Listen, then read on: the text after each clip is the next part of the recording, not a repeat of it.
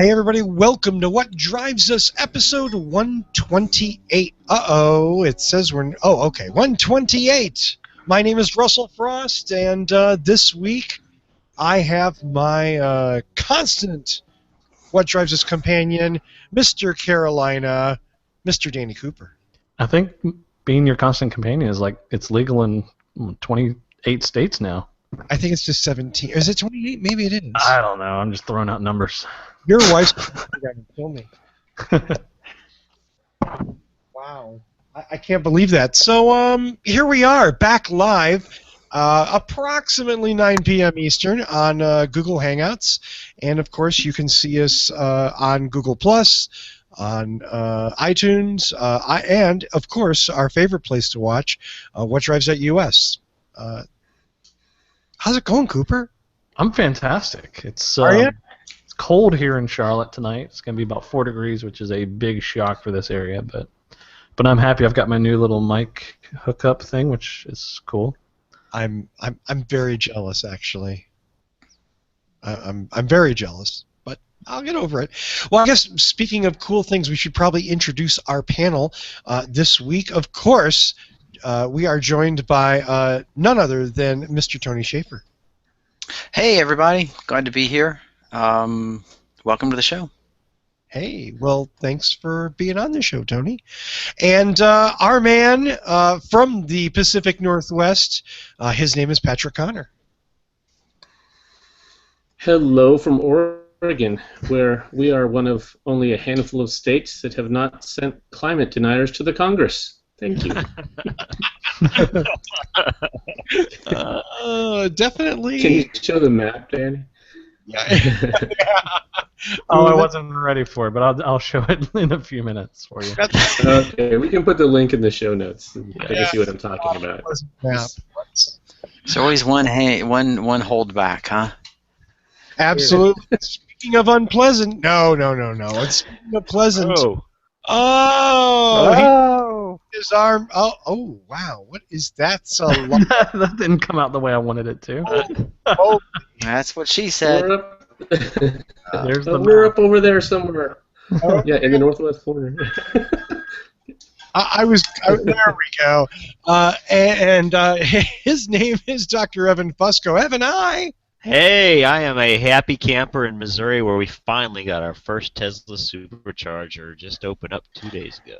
Oh, where? Nice. Kansas City area, Independence, at a Bass Pro Shops. Apropos for Missouri. Bass Pro. What? How large of a gun can you fit in the frunk of a Tesla? And it's bigger than the Volts, of course it is. I can fit a Volt in the frunk of a Tesla. Well, let's finish these introductions. Recently, I'm surprised he's not broadcasting from the supercharger. Yeah, that would have been awesome. That could probably be arranged. I'm going to drink. Russell. You guys are going to talk. Yeah, my fault. I'm sorry. Go ahead. That's quite all right. Recently back from New Zealand, he is our man in Boulder, Colorado. His name is Paul Guzik. Hey everybody, it's nice to finally be back. Haven't seen you all online for a while, and excited to be here. Oh, it is. Ooh, yay, Paul. Thank you, Paul. So let's start off with the thing that gives Danny and I 8 to 10 minutes to drink beer almost uninterrupted. It's called our 2-minute news topics, and let's start off with Tony Schaefer. Oh, hey, okay.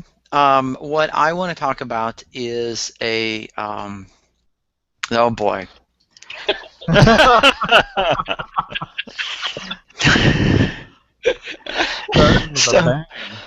that intimidating? Showing you the stopwatch?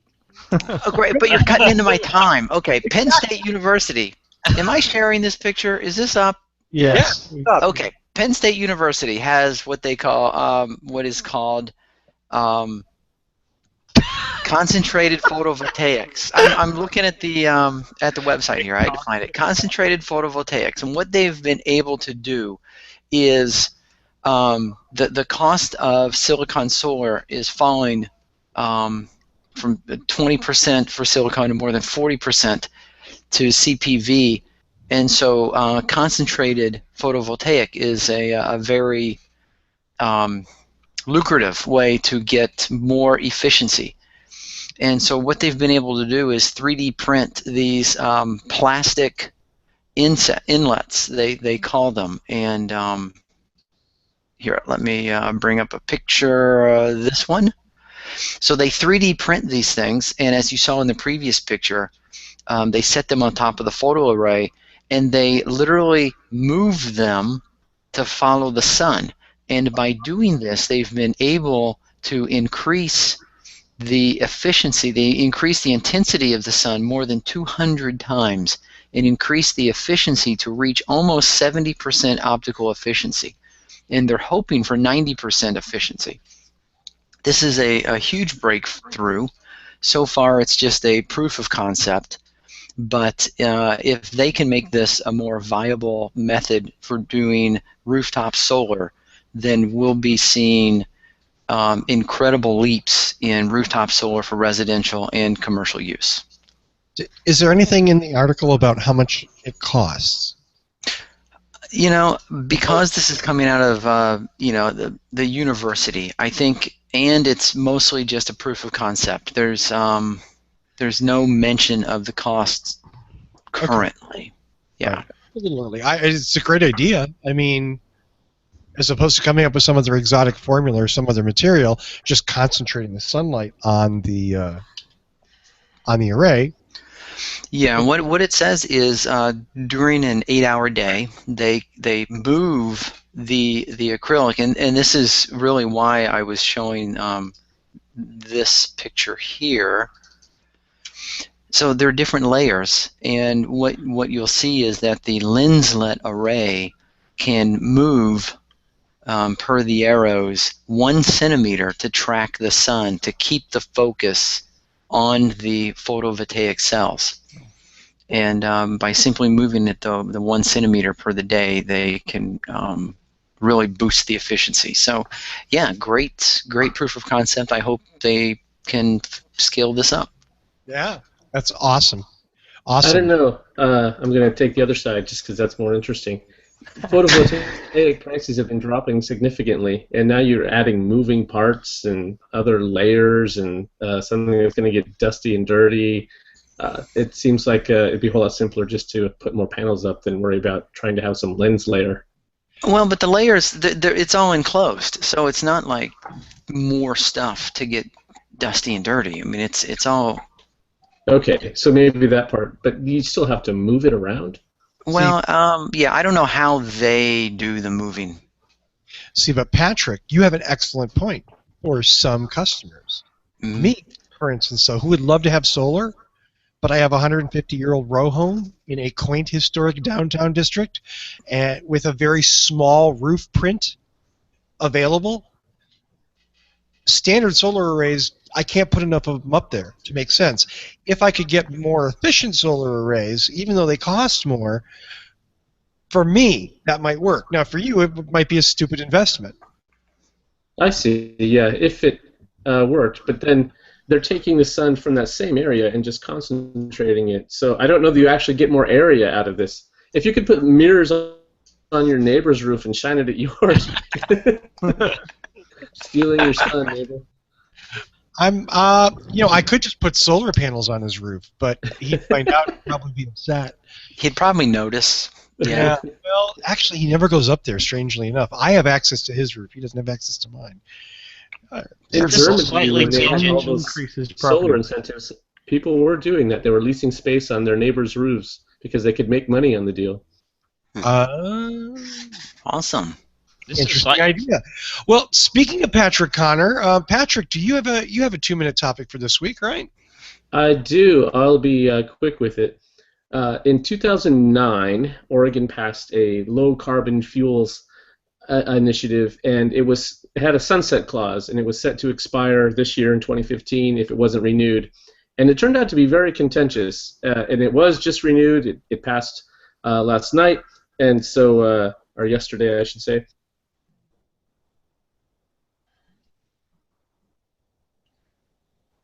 And then he stopped.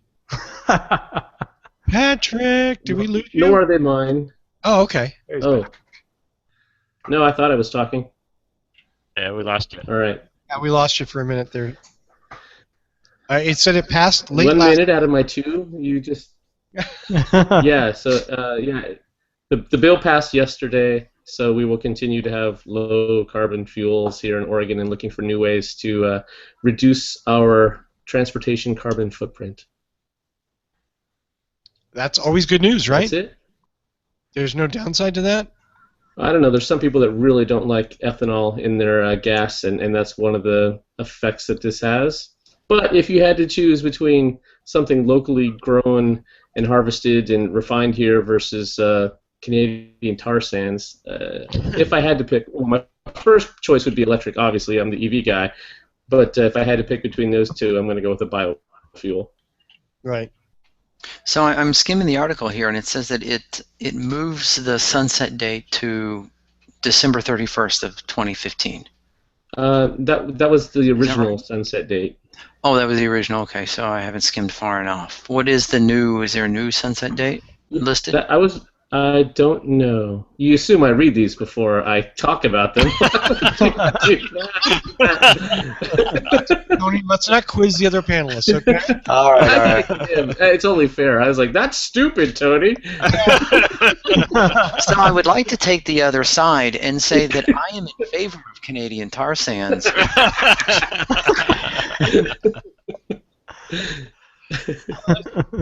XL pipeline. Well, speaking of the big pipeline, Dr. Fusco, I understand you have a topic for us. He has I a big do. pipeline? That was his nickname in college. It was sarcasm. So this is kind of I think entertaining rehash of an old topic that probably several of us remember from a couple years ago about the Tata Air Car, where they would make these lightweight little cars that used compressed air to power them, and then it kind of quietly went away when everybody got done laughing. But now apparently they think this thing's going to be real somehow, and they plan to reintroduce it in Hawaii, I think, in the next year, and supposedly. And then he was gone. Oh, Evan. I heard a pop. Have you guys seen the pictures of these air cars? These mean are... Oh, there we go. Evan was just displaying one. Hey, we can't hear you. Sorry. How Nope. cute. Dead audio, my friend. Evan's a big... This is why we used to just do audio and we would just edit it at the end. Right. Because Right. We edited stuff like this out. Well, So when the air car runs out of air, what do you have to do? Stop at 7-Eleven and get a couple of burritos, or? we were talking Stop at about... any compressor, air compressor. Yeah, where do you get compressed air anymore? You used to be able to get that all over the place. Now you got to pay for it. You have to go like you're going to air up your tires, right? Is that it? And then you just, I'm refilling my car. Right, put in your 50 cents and But, see how I mean, many miles out. And you Seriously, get can you guys water see this thing? This is Yeah. like the... I mean, you guys... it looks like a motorcycle trailer.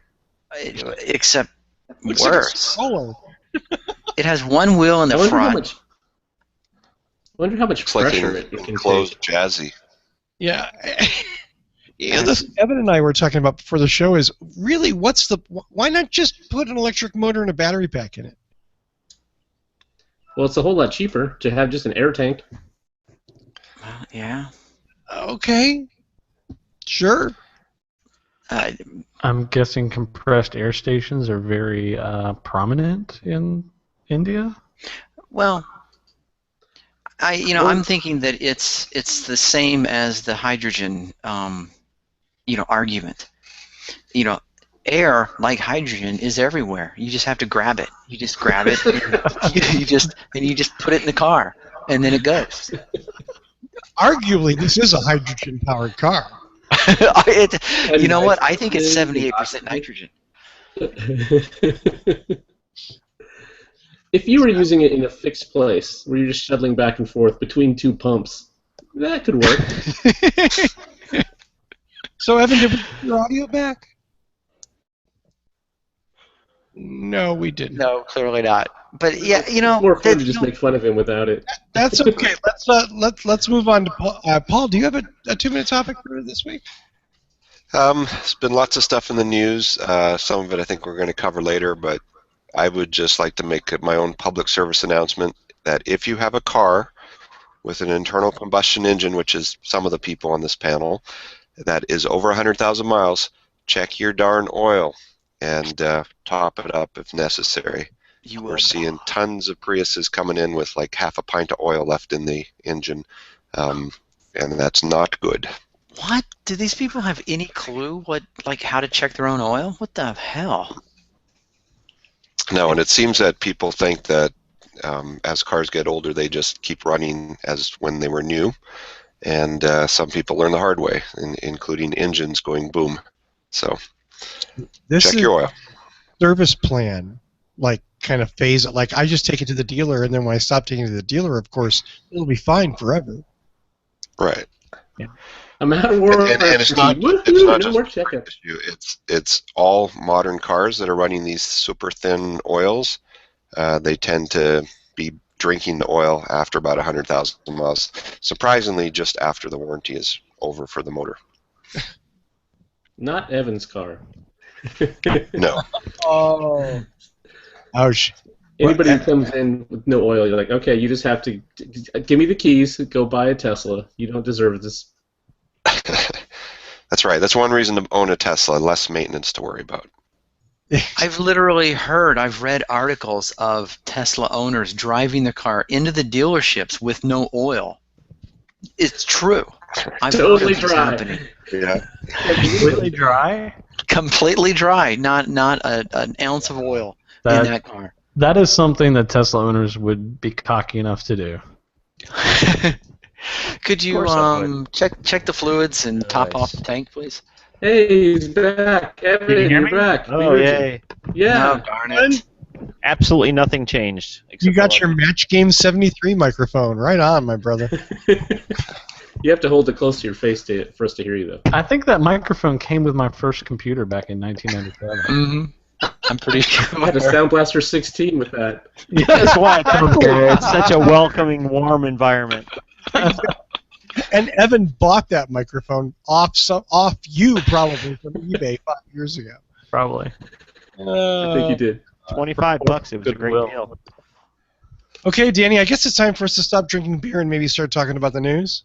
Why don't you guys do something? Sure. Why not? You wanna intro the first one, or should I? Oh, Russell, you are the in-house Apple fan, and obviously you're going to be the first of our group probably to own the Apple car. So why don't you tell us all about it? You know the secret is? I've already ordered it. Oh, no way. If I buy the solid gold Apple Watch, I get a free Apple car. I thought they were going to work in some sort of incentive like that. In fact, you get to pick the color. I chose Tesla Killer Teal. What? It's Sounds gorgeous. horrible. It's a beautiful kind of aqua. No.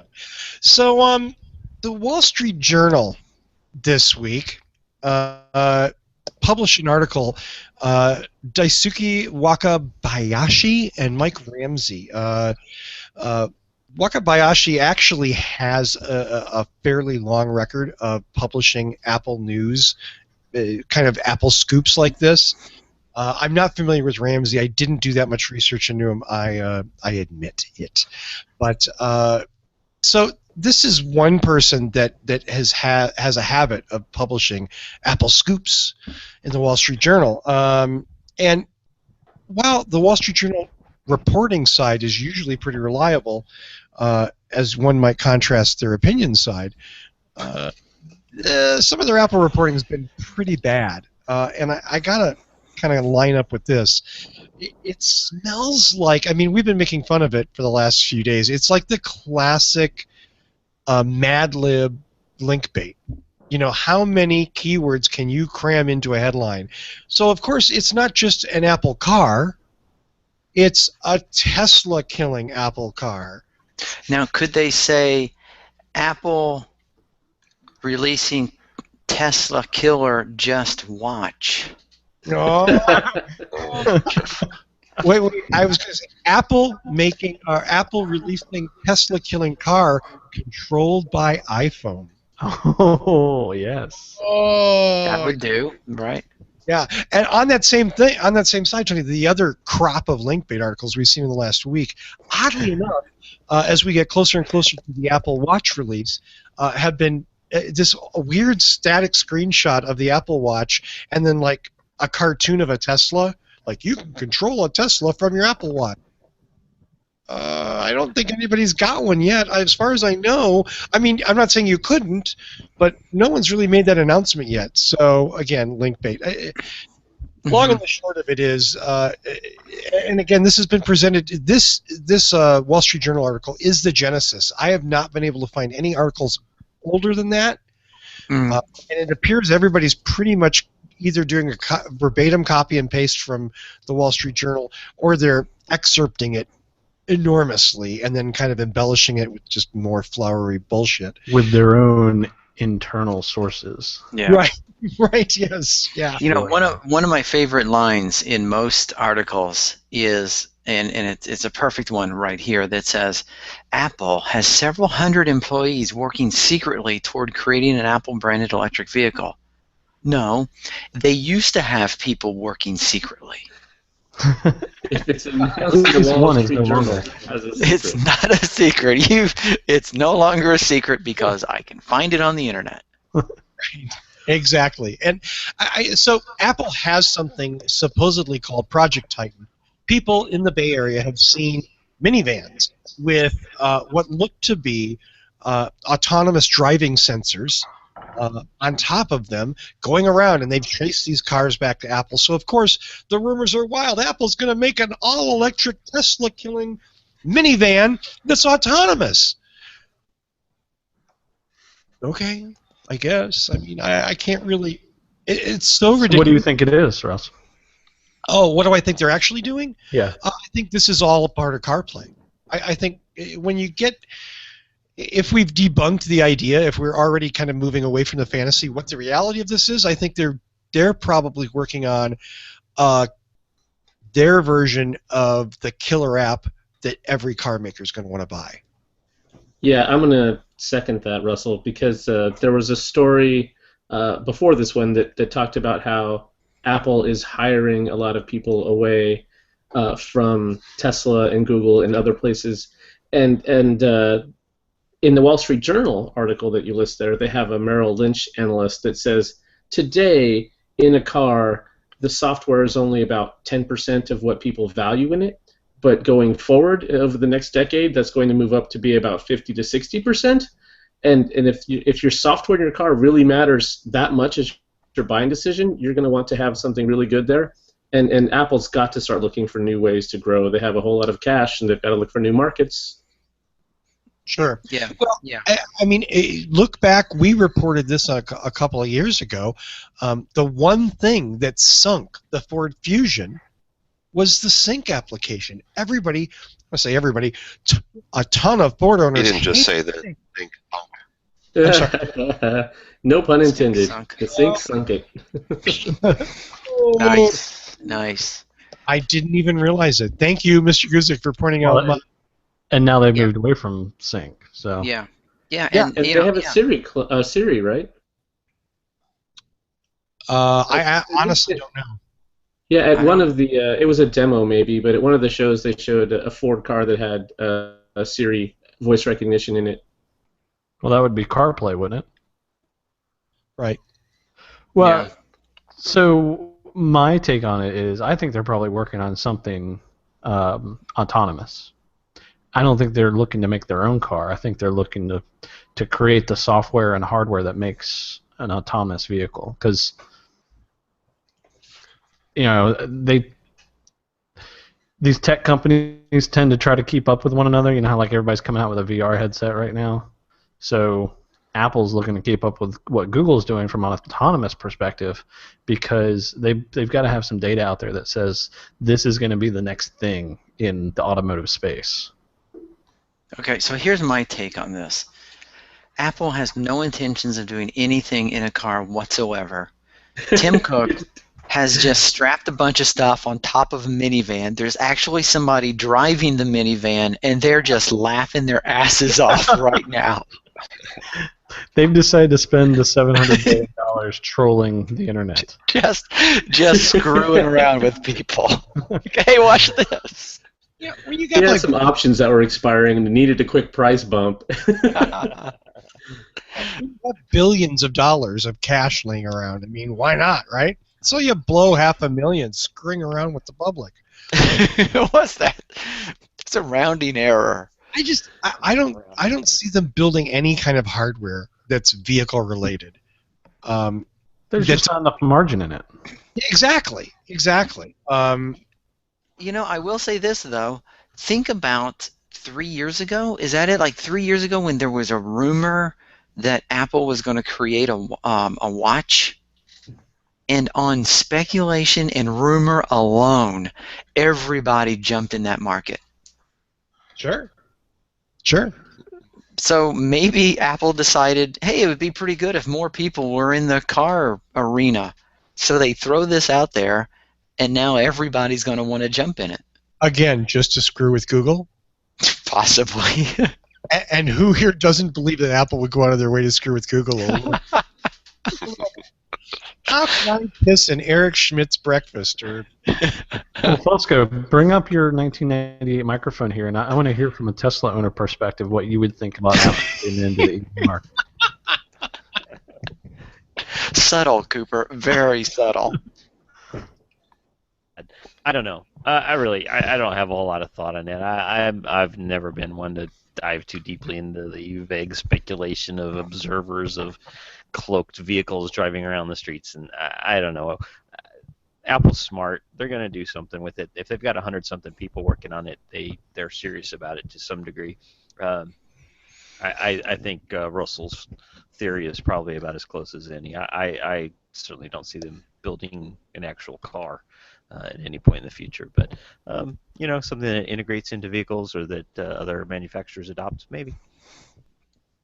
I mean, one of the other things that people who want to push this story forward have been saying is that one of the reasons Apple brought Mark Newson on board was because he's designed a car in the past, and he could certainly design a car. They know that him and Johnny Ive are real tight. They both love cars.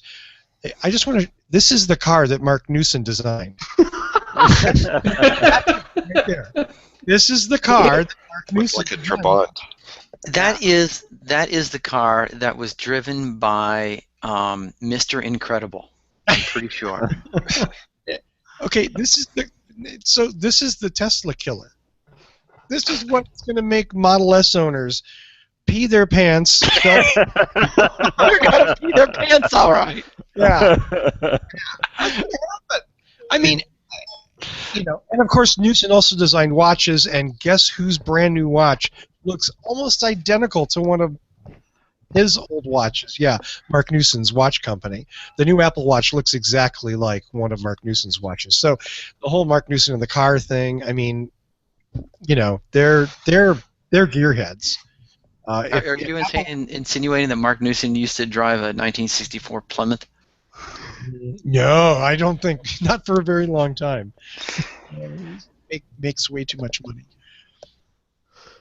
So that's all I got on Apple. Anybody, Paul? We didn't hear from you. Do you have Of course, now there's more spin-off stories about how Apple should buy Tesla, and they'd have enough money left over to buy GM and Ford as well. So I guess people are just making up stories now for LinkBait. So this is a cycle every year that conversation comes up that Apple's going to buy Tesla, and then Elon shoots it down and it goes away for a year, and then it comes back again. I think Elon likes fiddling around with Tesla. I don't. Can I bring up one thing real quick? Because Nope. this is a little bit. Too. Huh? It's your show too. Oh. This is not the forum to bring up things. Go for it, dude. Can I just say how disappointing it is that there are cars coming out right now that do not have Android Auto and Apple CarPlay integration available? Toyota.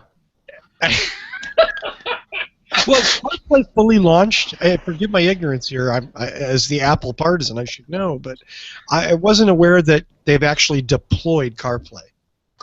I don't know, but almost every Hyundai vehicle I've seen has been announced as having integration for both, I believe.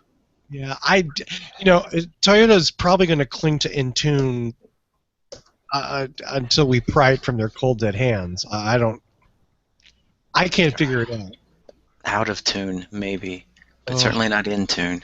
I mean, what most of us probably agree is the car should have like a 5x7 hole in the dash that you put whatever tablet device OS you like that would talk to the car, and when the iPad 8 comes out or the Android Pad 10 comes out, you just swap it out and get the latest and greatest. But auto manufacturers, as we know, will never do anything like that because it's something they can't sell. Right. Or they can't make money on. Which Stop brings making sense. which gives me a chance to my favorite, one of my favorite car company rants, which is, my $500 phone gets software updates every day. My $25,000 car has been updated once in 2 years. Yeah, or you can pay And they a come couple with the world's $100 shittiest UPS. to get a new map. It's just crazy. Well, and the resolution is the resolution of my watch, right? Yeah. The car, yeah. And this all comes to this is all about money. I'm not saying that's like they're evil. I'm just saying that can acknowledge that this is a profit center for them, and they're not going to change it because they're not going to give up that money. But see, I don't know if it's a profit center though, because if they're paying, let's say Pioneer is making the head unit for Toyota, if they're probably not just paying Pioneer $50 for the head unit. Pioneer is probably charging Toyota out the ass. So it makes sense for no one except for like being nice and keeping your contracts in place to continue on with these products. And actually I think it was Pioneer that is coming out with their own nice high definition head units that are going to be I think at least Android Auto, and it might be both CarPlay as well, compatible. Right. So we know that these companies can do it. I just don't know if it's the manufacturers are getting bent over with the contracts that are in place on the pieces that they're buying, Right. or is it actually that Toyota's getting this thing for $20, which is what it's probably worth in parts if you were to go to iFixit and have them take it apart, and charging us all $1,500.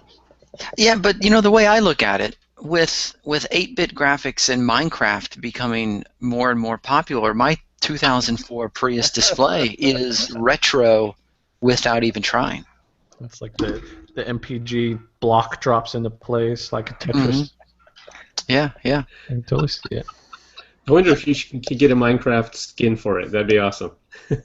Oh no, it came with it in 2004. It's been waiting for 11 years to be cool. Yes, just now coming of age. Right. It's like bell-bottom pants. Someday I'm going to keep those things because someday they're coming back. Someday, you just wait. Danny, to your Tony, point, do you have the factory nav?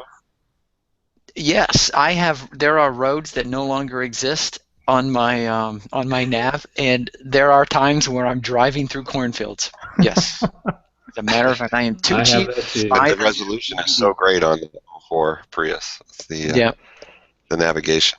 Well, it's probably It's the like same as 30 the by 20 Toyota pixels on or something. 2012.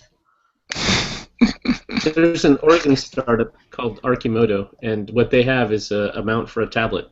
That's what they've got there.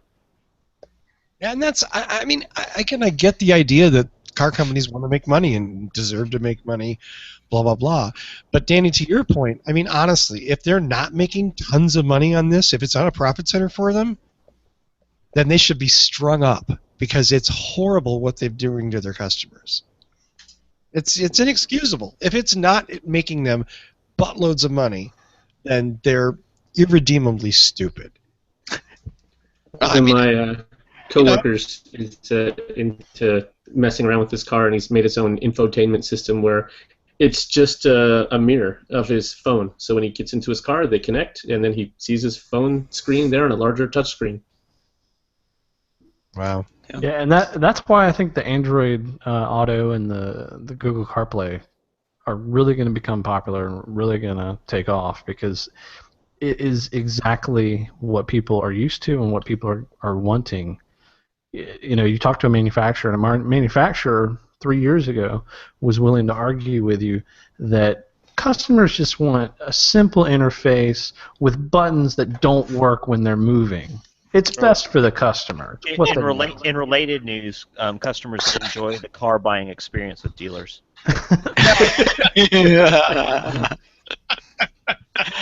Bazinga! Ouch. Ouch. You know what? I just want to show you the there. That's the dash in the Mark Newson car.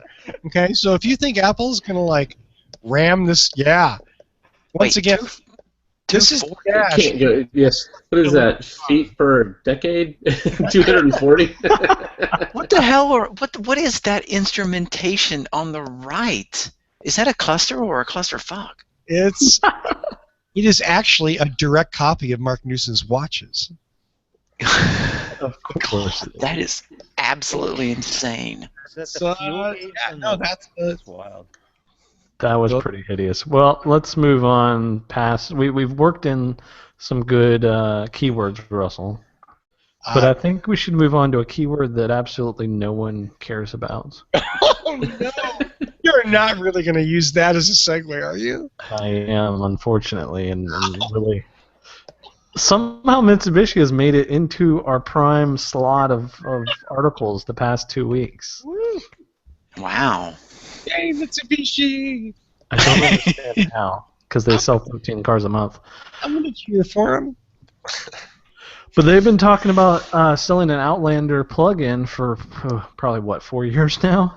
And supposedly... Yeah, it was launched in 2013 and still not here. That's right. In the U.S.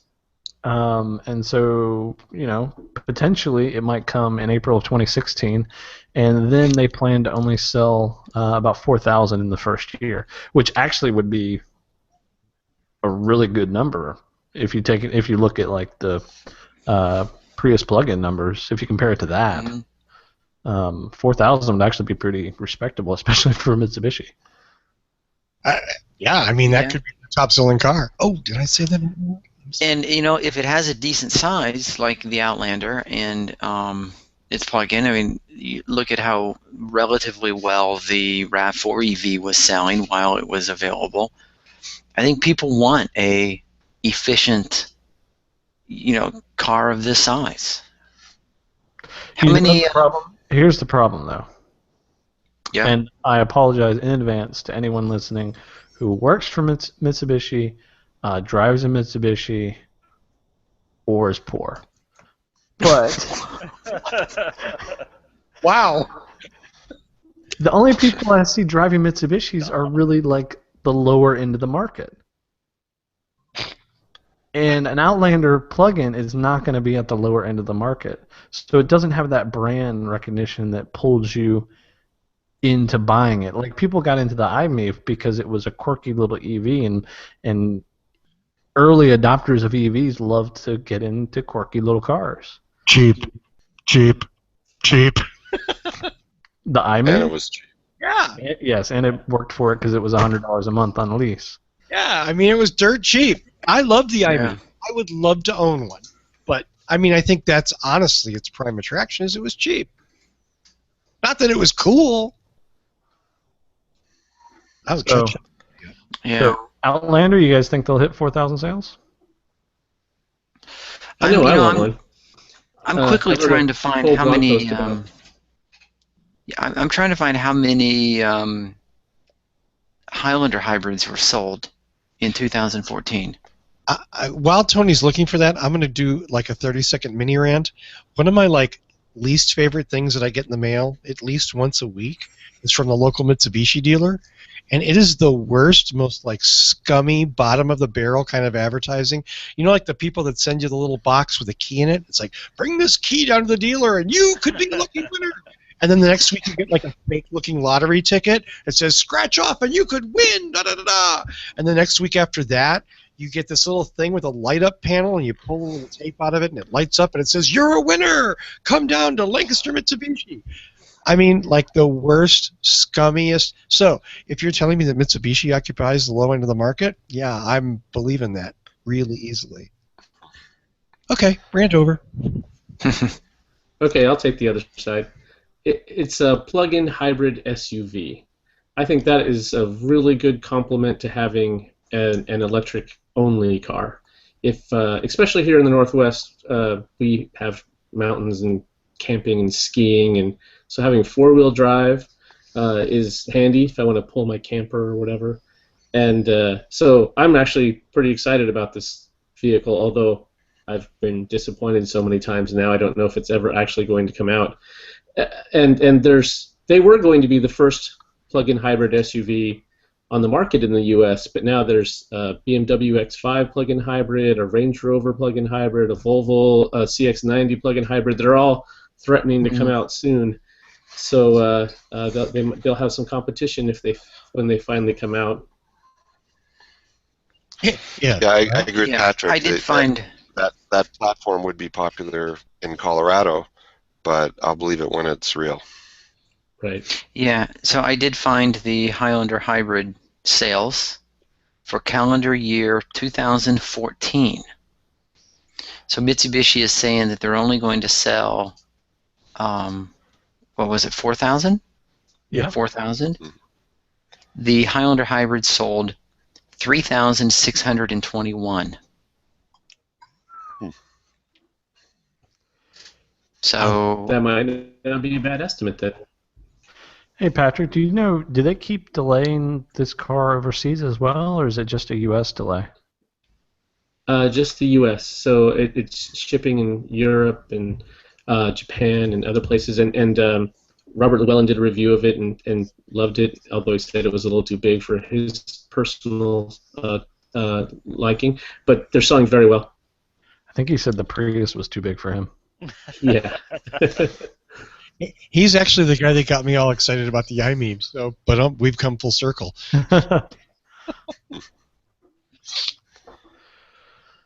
Well, Russell, speaking of coming full circle, King of Segways. I got nothing actually. You got to go home every once in a while. Oh, there you go. And Tesla is doing something interesting for the home. Why don't you tell us about that? Well, since we are, I think the title of this week's show is Linkbait. Tesla happens to be building this factory that has a silly name in Nevada, and it's going to make a whole bunch of something or another. So they've got to figure out how to get rid of that something or another. And one of the ideas that's been put forth this week, an article that where I saw it was in Green Car Reports. Was that Tesla's going to offer batteries to consumers for home energy storage, which is actually, in my opinion, a really brilliant idea. I mean, if you're going to build a big-ass factory that does nothing but make batteries, you better have a way of selling a lot of batteries for a long time. And I'm not sure, Patrick's probably in better position to comment on the practicality of battery storage in your home, but it seems like on the face of it, okay, it's reasonable. And Tesla's got a good name. It's not like the Tesla logo means cheap crap inside, so it kind of works for me. Honda was selling a similar system where you could time shift your energy use with the Honda home energy system that was effectively a bunch of batteries. If you live somewhere where the difference between on-peak and off-peak power is significant, and you can charge this up at night and then use it during the day instead of grid power, it could really help. And then they would also be co-branding or selling these with SolarCity, so that instead of feeding your surplus solar during the day into the grid, you can just charge your batteries with it and then use that at night. I mean, and it gives you right. I mean, you have a built-in battery backup, right? That's not a bad idea for any home. I don't know what. I think that is one of their marketing pitches, but there are a lot of what's called anti-islanding laws that say that if the grid isn't working, that you can't generate power that might backfeed into the grid because it has to be in phase. So you may or may not be able to actually do that. Interesting. Wow, that's kind of weird, huh? So I just want to say real quick, I'm going to have to go through all the previous shows that we've recorded and try to identify the numerous times I suggested wind and solar users to put batteries in their house to store the basement.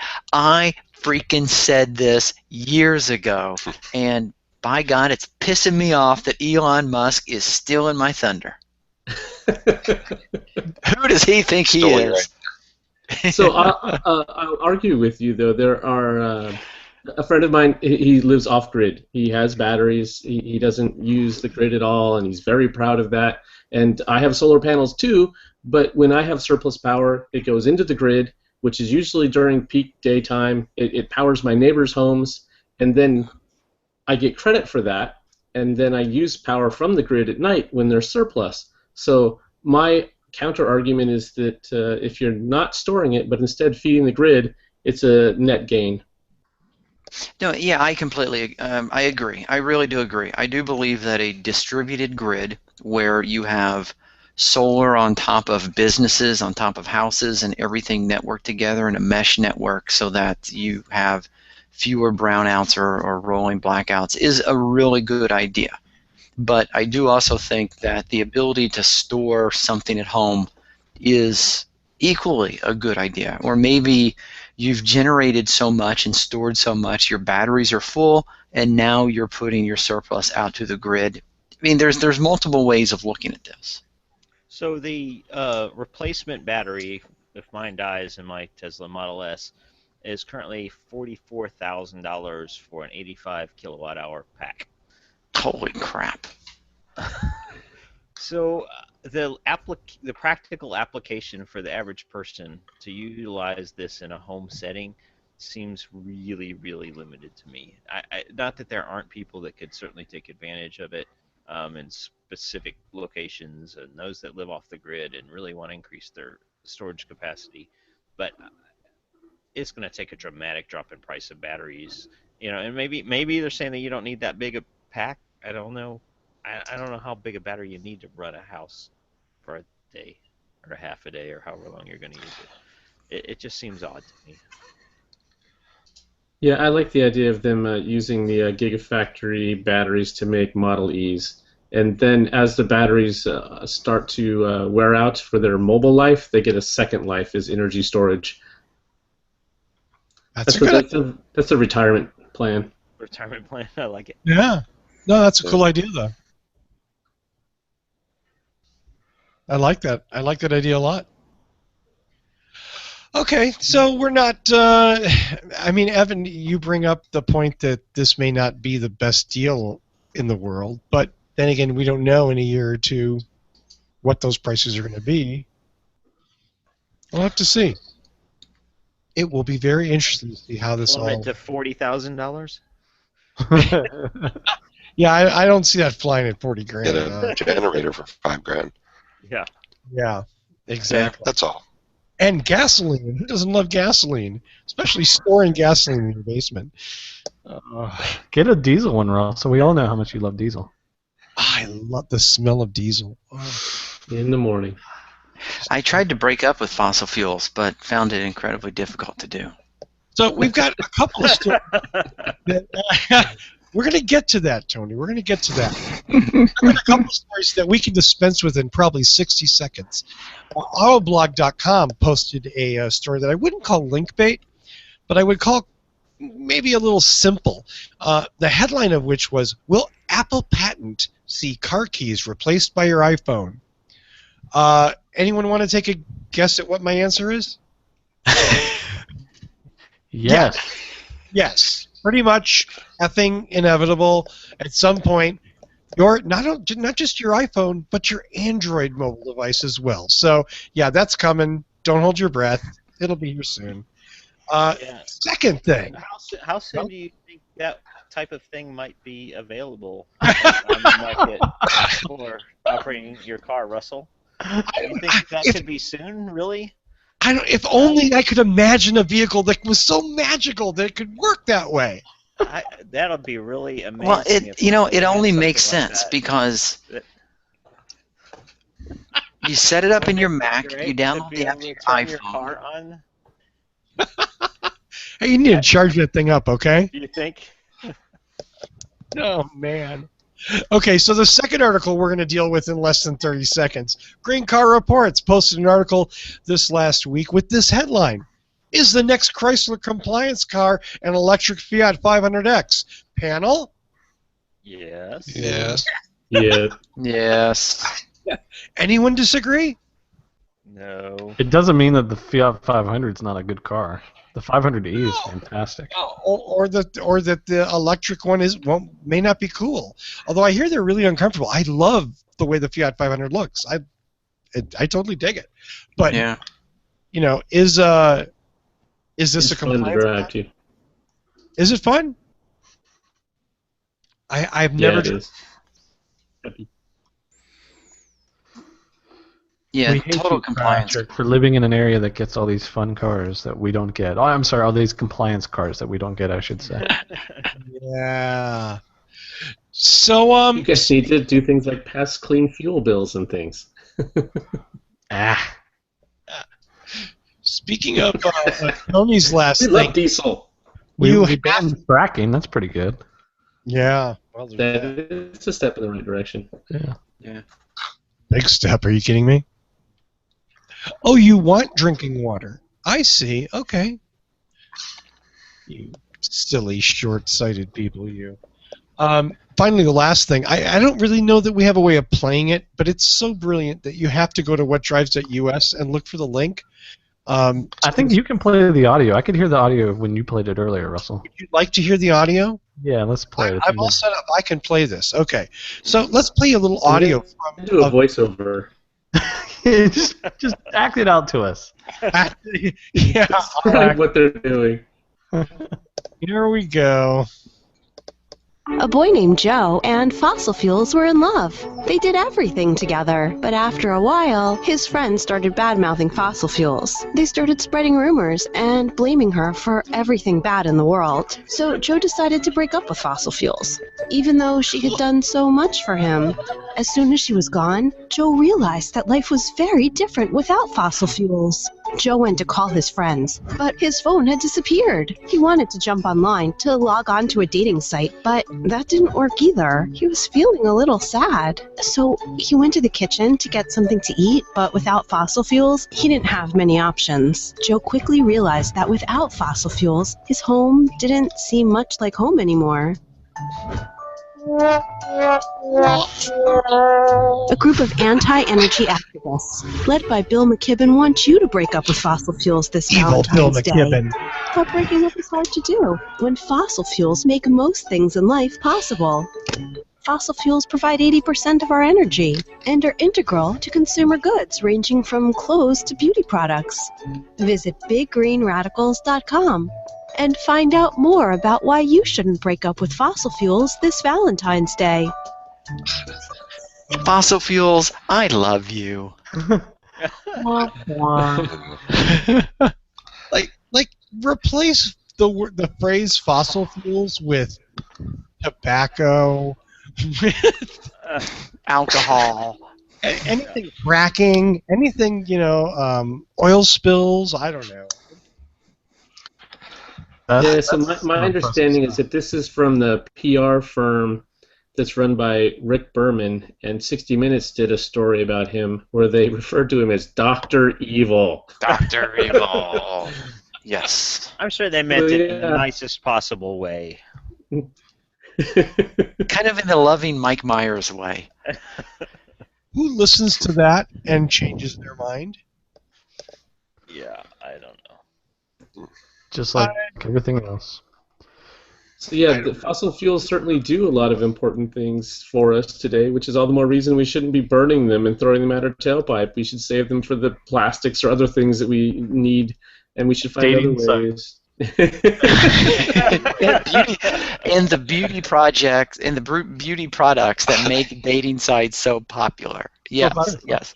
But Patrick brings up a point that I've made explicitly on this show several times, which is we are stupid for burning them in cars. Stupidly Yes. in cars when we need them for fertilizers, for medicines, for plastics, for other things that we genuinely need petroleum for. Instead, we're pissing it away so that somebody can drive their Denali at 85 miles an hour.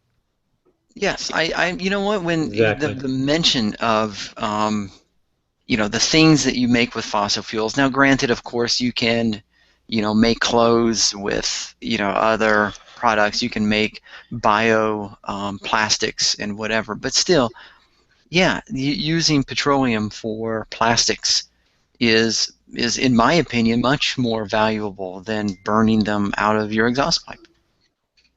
We can argue about how evil plastic is, but we need plastic for some things. Hips. Yeah, and Tony, you make a good point. That doesn't mean we shouldn't look for better ways to make bioplastic or other things.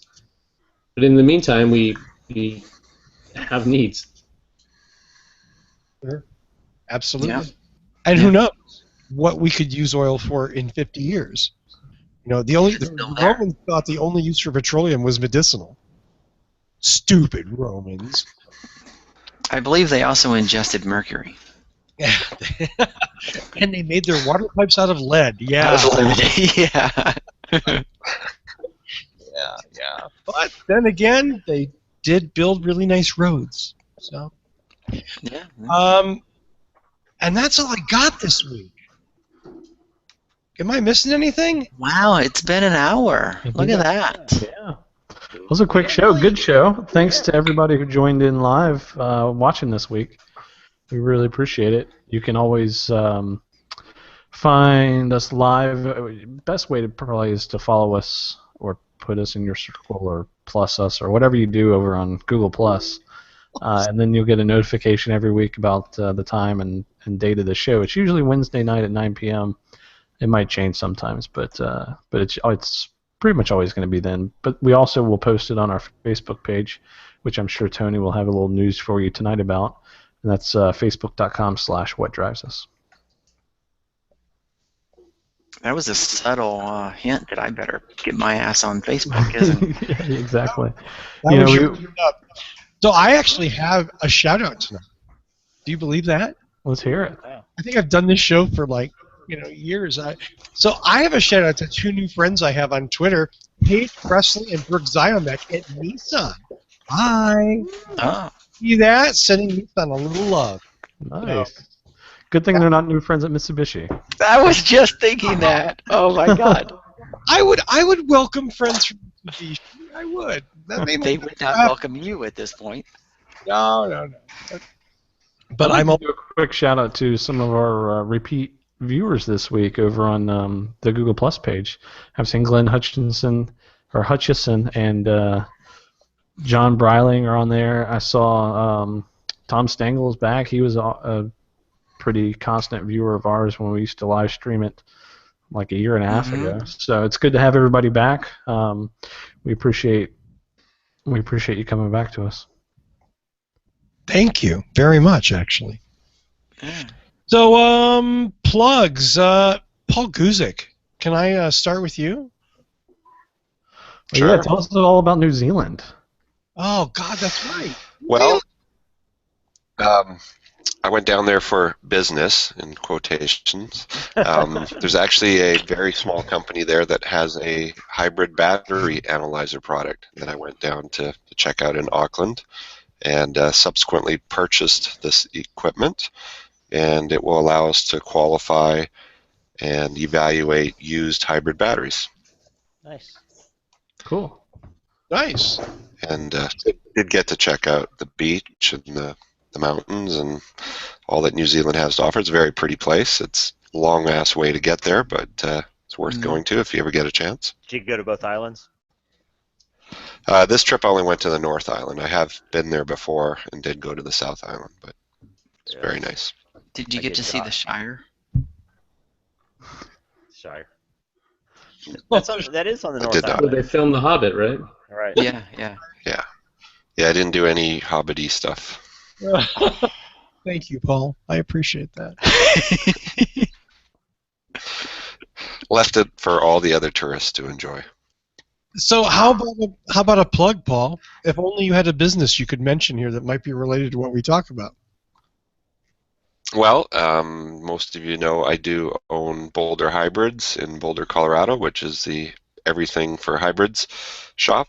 If you are in Colorado or nearby, give us a call. And that's is it boulderhc.com? Yeah, boulderhc.com. boulderhc.com. And we've even done a few videos on YouTube, how to remove your hybrid battery, how to remove your instrument cluster on your Prius, and there'll be more. So for the DIYers out there, they can have some fun taking their car apart. Danny, cut off his audio. He's competing with us. Well, and we still need to get Paul and Evan and Tony's videos up from To Go Before this past year. We do have all kinds of content there coming your way soon. Yeah, Paul was gosh. nice enough to join us there and lend some of his Prius expertise. Oh wait, no, you can't post that. were I recording? was telling my employer that I was working remote, so ixnay on the idiove. We'll just blur out your face. Yeah, well, that's Perfect. porn stuff. Get a voice I scrambler. recognize that droning voice. They will notice that it goes on for 3 hours and be like, "Oh, it's gotta be Oh, Tony ow, Shorter." ow, my minutes pride. Ow. You have pride? Not anymore. Evan, any shout-outs from you tonight? Oh no, not too much. My usual Tesla Motors Club is still hanging around there. It's a pretty good site. A lot of good information, a lot of good people on there. Reminds me of one I used to participate in a lot when I had a Prius. If only there was another great Tesla forum site you could visit. That would be great. There's not. Run by Especially in a nice similar people. marketplace. It'll never exist. We'll see. Patrick, any shout-outs from you? Yeah, sure. I'm going to give a shout out to Alessandro Volta, who is the inventor of the battery. And I only know that from the Google Doodle because that's what it is today. It's his 270th birthday. I was really hoping he was going to be from Oregon somehow, and that was also going to be your trivia. Mhm. It's a little known fact, yes. He was an early settler of the Oregon Trail. He came here in a battery-powered wagon. He was the only one with flashlights out on the trail. Tony, have we given you enough time to hit up Yes, Facebook? you have. And I just want to make sure everyone knows that they can go to facebook.com/whatdrivesus and like the page. We're at 583 likes. We've picked up a lot of likes recently. And, I really want to give a shout out to Bob Constantine and Yoshi Mamura. If you all are listening, thank you very much for liking the page. And you will, once you like the page, you'll start getting our updates, when the shows are being posted, what articles we're going to be talking about. Of course, we post the articles after the fact. But, one thing that is interesting is if we get the articles up on Facebook before the show starts, you'll have an opportunity to read the posts before the live show, or if you download the podcast, you could definitely be right up to date with what we're talking about right as we talk about it. So that's kind of a cool asynchronous participation, I think. So make sure you go to facebook.com/whatdrivesus or just search for What Drives Us in Facebook. They can disagree with us in real time. Yes. That's my job.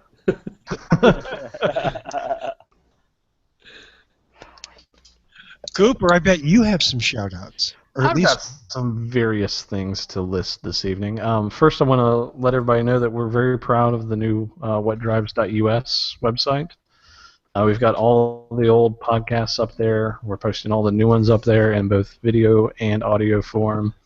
I'm sure Patrick will be happy to hear that we do have the show up on Stitcher now, as well as... all you Mac heads. I was like, put it on Stitcher. I'm an Android user. No, maybe. I'm an Android user too. I just don't actually use my phone to subscribe to things. But we are on Stitcher now. We're on iTunes. We're on TuneIn. If you can think of more places where the What Drives Us podcast needs to show up, you let us know, and we'll be sure to work on putting it there. So subscribe to us through one of those. We would appreciate it. Also want to just let everybody know that a update for Prius Chat will be coming out soon. Change the look of Prius Chat ever so slightly and update the software. So stay tuned to PriusChat.com. Just kind of keep refreshing it every minute or so, and clicking on ads usually helps the software update. Mm-hmm. So by minor update and minor change, is it that Prius Chat is changing, just a minor change to Tesla Chat? Well, we'll have to see what exactly it morphs to. It probably depends on how much people click on ads, to be honest. It'll be Apple, Tesla, Killer, Watch, Chevy, Volt, Phone. Prius Chat. phone, yeah, iPhone. Mm-hmm. Yeah, we'll figure it out.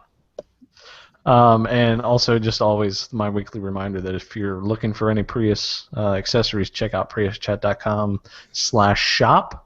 We're always trying to add new stuff, and we have an exciting new audio system for the Prius that we'll be adding up there soon. So keep an ear out for some information on that. And Russell, you and I might need to do a Prius Chat show podcast to talk about it. That signals my agreement. Yes, let's. Who knows? There could be a new Prius Chat show very soon. I thought you were hugging me. Oh, that's weird, dude. I mean, virtually, that's weird. Yeah. I mean, in person, I have no problem with it. I'm secure in my masculinity, but on video, you're kind of freaking me out now. Yeah, Russell, the rest of us are not secure with your masculinity. I think you need to take that into consideration. Was he just holding position? It's hard to tell. Let's not talk about positions. Good point. Good point. So I guess this is the point where I go. As always, we want to thank Michael Mannering for our theme music. You can visit him at manthing.com. You can call us to leave us a comment or a question, and if it's really entertaining, we may even play it on the show. And you can call us at 575-51-DRIVE. Danny mentioned iTunes. If you are an iTunes subscriber, please give us a review. We would love that. Likewise, wherever you download the podcast, if you can give us a review or leave us some stars, we appreciate that as well, because all of that means support, and since we don't charge money, support is nice. So are you insinuating that no one has called 575-51-DRIVE? Not this past week. Yeah. No. Seriously? I mean, it's like we dare people. We triple dog dare people every week to dial, I believe it's 575-51-DRIVE.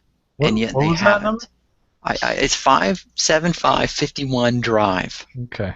All right. And every week, I think from every week from now on, that we don't get a message, we will kick a puppy. Well, no, we start with 1, and then 2, then 4, then 8, 16. We're going to go after specific puppies, too. We're not going to go get some puppy mill puppies. We're going to go find some really cute puppies, and we're going to kick them. These are like little 8-year-olds puppies. Yeah. There's going to be little girls crying in the background while we kick these puppies. Then we're kicking the 8-year-olds. Yeah. I don't think Paul buying into this. All right, let's take us home there, Russell. I'm sorry? Take us home. That's it. Well, that's another week. Thanks for listening. Download us next week and find out what drives us. Oh. This isn't as Cue easy. the music. Yeah. This used Oh, to be- jeez. Now?